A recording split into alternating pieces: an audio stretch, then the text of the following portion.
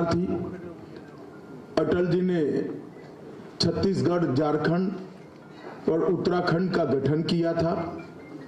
कहीं पर भी कोई लड़ाई झगड़ा न हुआ और नए बने हुए राज्य और मदर स्टेट के बीच में कोई बैर भी नहीं हुआ। परंतु सालों तक तेलंगाना की मांग को कांग्रेस ने ठुकराया और फिर आनन फानन में चुनाव में एक एज लेने के लिए अकुदरती तरीके से जल्दबाजी में तेलंगाना बनाने का काम किया।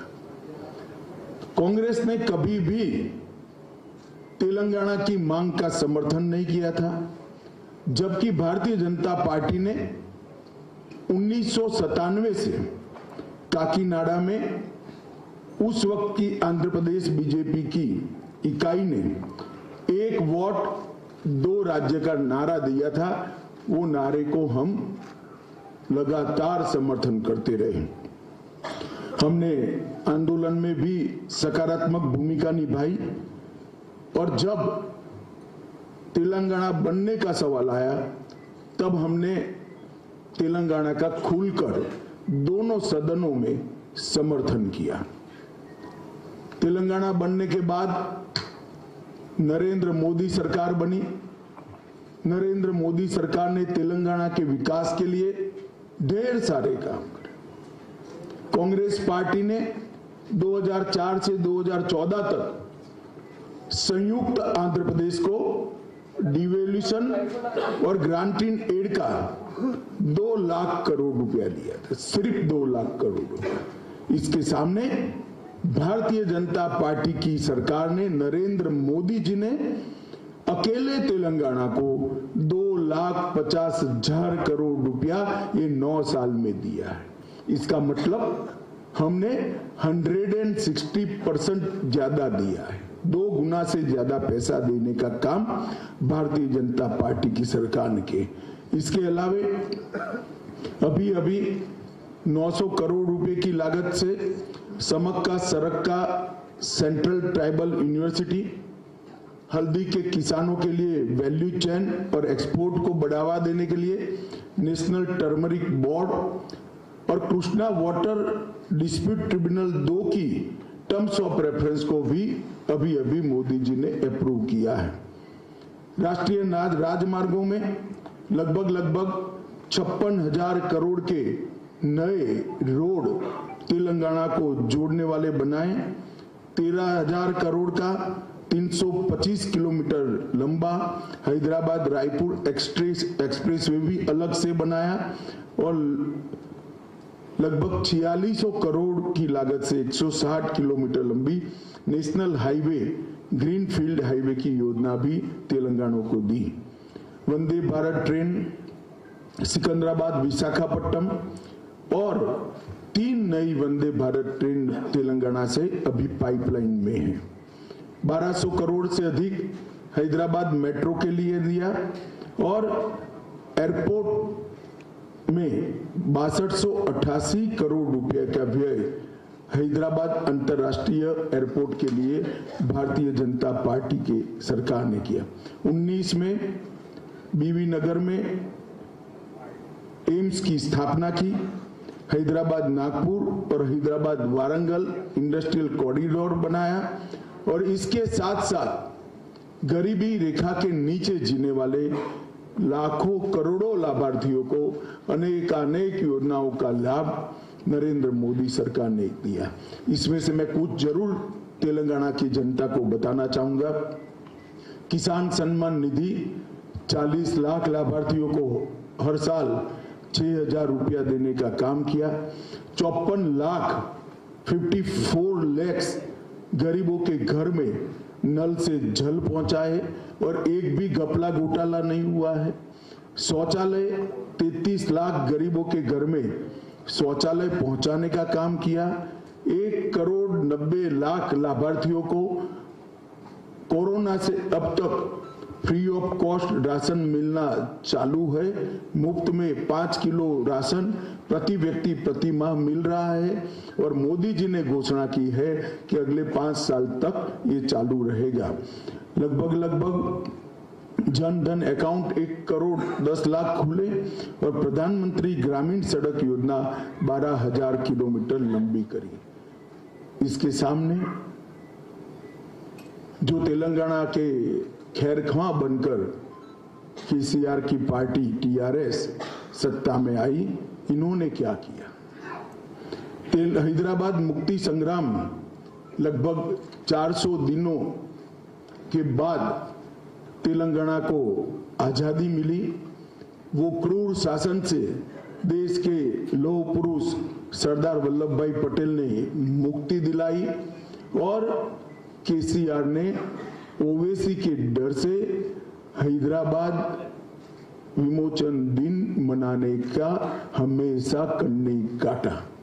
हैदराबाद की स्पिरिट को, तेलंगाना की स्पिरिट को वहीं से तुष्टीकरण की भेंट देने का काम केसीआर ने किया। केसीआर के नेतृत्व में आज तेलंगाना लोकतंत्र की जगह लूट तंत्र बन गया है और प्रजातंत्र परिवार तंत्र बन गया है। उनका एकमात्र लक्ष्य, किसी भी राज्य के मुख्यमंत्री का लक्ष्य होता है अपनी जनता की भलाई करना। उनका एकमात्र लक्ष्य अपने बेटे को मुख्यमंत्री बनाना है और कोई लक्ष्य नहीं है। नीलू, निधुलू और नियामकालू, ये 3 सूत्रों के साथ वो सत्ता पर आए थे, वादा किया था। हम लोग भी दूर से देखते थे, बड़ी आशा के साथ देखते थे कि नए राज्य की शुरुआत हुई है, अब कुछ अच्छा होगा। मगर हुआ क्या? पहले नीलू की बात करते हैं। कालेश्वरम घोटाला हुआ, 42,000 करोड़ का प्रोजेक्ट 1,35,000 करोड़ का हो गया, अभी भी समाप्त नहीं हुआ है। पलामूरू रंगारेड्डी लिफ्ट सिंचाई योजना लगभग 2015 में इसकी आधारशिला रखी, 32,250 करोड़ खर्च हो गया, मगर अब तक उसको पूरा नहीं किया गया है। इसी तरह निधुलू की बात करें तो इनके परिवार का गबन का ये तेलंगाना सरकार जरिया बन गई। 2014 में जब तेलंगाना का गठन हुआ 370 करोड़ रेवेन्यू सरप्लस स्टेट था और आज ये लगभग 7 लाख करोड़ के ऋण में डूबा हुआ राज्य है। 370 करोड़ के सरप्लस से 7 लाख करोड़ के ऋण में जाना ये बहुत बड़ी बात है और वो इनके परिवार के भ्रष्टाचार के कारण ही हुआ है। तेलंगाना सरकार पर अभी 3,66,000 करोड़ का ऋण है और निगमों पर अलग से 3,80,000 करोड़ का ऋण है। तो तेलंगाना को 7.5 लाख करोड़ के ऋण में डुबाने का काम इन्होंने किया है। और मेगा प्रोजेक्ट्स की घोषणा कोई भी मुख्यमंत्री करता है तो मन में आकांक्षा होती है कि इस मेगा प्रोजेक्ट से मेरे राज्य को क्या फायदा होगा, मेरे राज्य की जनता को क्या फायदा होगा। यहाँ उल्टा है। केसीआर मेगा प्रोजेक्ट की साइज इसलिए बड़ी तय करते हैं कि इसमें कमीशन ज्यादा मिल पाए। उनका एकमात्र लक्ष्य मेगा प्रोजेक्ट्स में से कमीशन लेना है। जहां तक नियामकालू का सवाल है, रोजगारी का सवाल है, 17 टाइम परीक्षाओं के पेपर लीक हुए, लाखों युवाओं का भविष्य बर्बाद हो गया, ट्यूशन के पैसे युवाओं के खत्म हो गए और कई लोगों ने आत्महत्या की। 2 लाख से अधिक पद भरना बाकी है, कर्मचारियों को समय पर वेतन नहीं मिलता है, यूनिवर्सिटी में कोई भर्ती नहीं की गई, विश्वविद्यालय में 3,000 से ज्यादा पद रिक्त है, जूनियर और डिग्री कॉलेज में 8,000 से ज्यादा पद रिक्त है और शिक्षा के लिए आवंटन जो 10.89% था वो घटकर 6.24% हो गया। यही बताता है कि उन्होंने क्या किया है। ढेर सारे वादे जो उन्होंने किए हैं, वादा खिलाफी करने का काम किया। 1 लाख नौकरी देने का वादा किया था जो पूरा नहीं हुआ। 3000 रुपया बेकारी भत्ता देने का वादा किया था, पूरा नहीं हुआ। 12 तेलंगाना यूनिवर्सिटी को सभी पद भरने का वादा किया था, वो पूरा नहीं हुआ। केजी से पीजी की मुफ्त शिक्षा का वादा पूरा नहीं हुआ। 7 लाख गरीबों को घर देने का वादा पूरा नहीं हुआ। गरीबों का 1 लाख का लोन माफ करने का वादा पूरा नहीं हुआ। हर जिले में एक सुपर स्पेशलिटी अस्पताल बनाना था, नहीं बना पाए। मैं यही कहना चाहता हूं कि केसीआर कोई भी वादा करते हैं, उनके नजर के सामने केटीआर और कविता ही होते हैं, तेलंगाना की जनता नहीं होती है। और भारतीय जनता पार्टी जो बोलती है वो करती है। केसीआर की पार्टी पिछड़ा विरोधी पार्टी, उन्होंने 2014 के चुनाव में वादा किया था कि अगर वो जीतते हैं तो दलित मुख्यमंत्री बनाएंगे। 2 बार वो स्वयं बन गए और तीसरी बार अब केटीआर को बनाने की तैयारी कर रहे हैं। हालांकि इस बार होने वाला नहीं है, मगर वो तैयारी कर रहे हैं। और पिछड़ा वर्ग का भी भरपूर शोषण करने का काम केसीआर की पार्टी ने किया है, बीआरएस ने किया है। और भारतीय जनता पार्टी ने तीनों पार्टियों में सबसे ज्यादा 39 बैकवर्ड क्लास को टिकट देने का काम भारतीय जनता पार्टी ने किया है। और मोदी जी ने वादा किया है कि आप भारतीय जनता पार्टी को बहुमत दीजिए, तेलंगाना का अगला मुख्यमंत्री बैकवर्ड क्लास से होगा। ये भारतीय जनता पार्टी का सार्वजनिक वादा है। भ्रष्टाचार की कोई सीमा नहीं है। कालेश्वर परियोजना हो, शराब घोटाला हो, पोल्ट्री चारा घोटाला हो, ग्रेनाइट घोटाला हो, बाईपास घोटाला हो, और लगभग कार्तिकीय मिशन में 22,000 करोड़ का बजट के सामने पूरा खर्च होने के बाद 65% भी काम पूरा नहीं हुआ है। घोटालों की एक बड़ी लंबी सूची केसीआर ने 10 साल के अंदर तैयार की है। और उनको अब डर भी नहीं रहा है, क्योंकि हर आदमी पहली बार कुछ गलत करता है तो डरता है, दूसरी बार करता है तो थोड़ा कम डरता है। करते करते इन्होंने इतने घोटाले कर दिए कि अब डर भी नहीं बचा है। निर्लज्जता के साथ वो घोटाले कर रहे हैं। और अल्पसंख्यक तुष्टीकरण की राजनीति, केसीआर साहब का चुनाव चिन्ह कार है, मगर कार का स्टीयरिंग उनके हाथ में नहीं है, मजलिस के हाथ में है।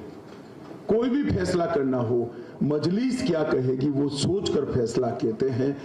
पूरे देश भर में एकमात्र राज्य तेलंगाना ऐसा है जहां मुस्लिमों को रिलीजियस रिजर्वेशन देने का काम हुआ है। गैर संवैधानिक भारतीय जनता पार्टी ने तय किया है कि गैर संवैधानिक रिजर्वेशन को समाप्त कर ओबीसी को रिजर्वेशन हम बढ़ाएंगे, एससी एसटी का भी न्यायिक रिजर्वेशन बढ़ाएंगे। उन्होंने ढेर सारे ऐसी घोषणाएं की हैं, मैं इसको रिपीट करना नहीं चाहता। मैं तेलंगाना की जनता को यही कहना चाहता हूं, तेलंगाना जिस आशा, उमंग और उल्लास के साथ राज्य की रचना हुई, 10 साल में बीआरएस पार्टी पूर्णतया विफल गई। सिर्फ तांत्रिकों की एडवाइस पर चलते हैं और तांत्रिकों की एडवाइस पर पार्टी का नाम भी बदल देते हैं। मैं तेलंगाना के युवाओं को पूछना चाहता हूं कि जो तांत्रिकों के सलाह के आधार पर चलते हो, ऐसा मुख्यमंत्री तेलंगाना का भला कर सकता है क्या? आपका भविष्य संवार सकता है क्या? मैं तेलंगाना की जनता को भरोसा देने आया हूं, साथ में हमारा संकल्प पत्र लेकर आया हूं। ये मोदी गारंटी हमारा संकल्प पत्र आने वाले दिनों में तेलंगाना को उस ऊंचाई पर पहुंचाएगा जिस ऊंचाई के लिए सैकड़ों तेलंगाना के युवाओं ने अपना सर्वोच्च बलिदान दिया था और तेलंगाना की कल्पना की थी। मित्रों, अब मैं हमारी घोषणा पत्र की 25 मुख्य बातों पर आता हूं। पहले ही घोषणा है कि हर साल 17 सितंबर को हैदराबाद लिबरेशन डे मनाया जाएगा, जिसके माध्यम से हम निजाम के क्रूर पंजों से तेलंगाना की मुक्ति को फिर से एक बार नई पीढ़ी को याद कराएंगे। हम बेरनपल्ली परकल के शहीदों को श्रद्धांजलि देने के लिए 27 अगस्त को रजाकार विभीषिका स्मृति दिन भी मनाएंगे, जो रजाकारों के सामने तेलंगाना की जनता ने जो लड़ाई लड़ी है, इसको चीर स्मृति तक ले जाएंगे। और ये दोनों दिन ऑफिशियल तेलंगाना गवर्नमेंट मनाएगी, कोई डर के बगैर। हम मजलिस से नहीं डरते हैं, इनके सपोर्ट की ना जरूरत है ना चाहिए। इसके अलावा रजाकारों और निजाम के खिलाफ तेलंगाना के लोगों के संघर्ष का डॉक्यूमेंटेशन कर एक म्यूजियम और मेमोरियल हम स्थापना करेंगे। नंबर 2, भ्रष्टाचार के प्रति जीरो टॉलरेंस हमारी सरकार का होगा। भ्रष्टाचार के सभी आरोपों की जांच एक रिटायर्ड सुप्रीम कोर्ट के जज से कराएंगे और उचित पिनल कोड में कार्यवाही कर भ्रष्टाचार करने वाले सभी लोगों को जेल की सलाखों के पीछे ले जाएंगे। मार्जिनलाइज सेक्शन की आकांक्षाओं को, पिछड़ा वर्ग की आकांक्षा को पूरा करने के लिए, बैकवर्ड्स की आकांक्षाओं को पूरा करने के लिए, उनको सामाजिक न्याय प्रदान करने के लिए हमारा अगला मुख्यमंत्री